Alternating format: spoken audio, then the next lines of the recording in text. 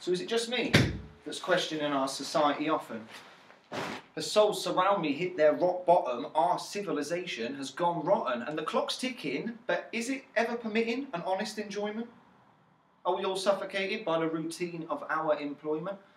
We're conditioned endlessly by the media to spend everything that we earn on a pile of shit. It's why the wish list of the average man and woman remains pretty centrist. Does it leave space for another? No. Does the world sit around in tatters, and do we carry on without a shudder? So, go to work and ignore the scenes that are brewing, because is it our concern to drag it all from the ruin? Keep spending, keep lending, keep working and keep earning. Most importantly, keep voting in the vermin to promote the riot burning. And ignore your hurting feelings that you might be needing to fight your system till your body's beating and it's bleeding, because you won't contain the screaming. You'll live a life with little meaning, and it will become appealing what you read in all your glossy magazines. But now it seems that culture is splitting at the seams. We've got a fast food atrophy with monumental casualties, and we resist the ethnic diversity from overseas that could save us, please, to help us overturn our governmental policies. You see, a constant environmental sabotage will cut a scar, and from afar the socio-economic mirage that we live in is just a farce. We're on our arse, we're picking up the pieces, and we're interviewing in the old same shirt full of creases, and I don't see this modern drudgery eventually defining me and who I want to be so honestly. The thought of contributing to aggressive policy has got me feeling really beat.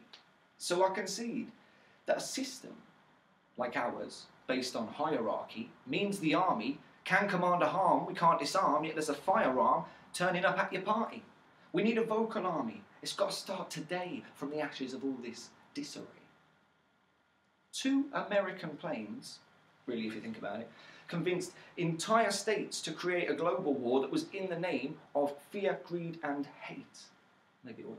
So mate, freedom is now a transparent fallacy, and apparently our lives are circumstantially a fantasy. So this oblivious collective mentality, this shared agony and apathy, this casually managing our successions of calamities unhappily, I'm not the cavalry, who is? I'm just an unheard of messenger. So I confess to you, I'm just like the rest of you. I get depressed with it, I start to get obsessed with it, and at best it gets repressed a bit so I can rest with it. I'm not impressed with it. In any situation, the PlayStation's constant psychological invasions, we've got a successful generation that's brainwashed in preparation to propagate a cataclysmic engineered equation. Calibrated calculations, corporations owning nations, animations of the unobtainable for your contemplation.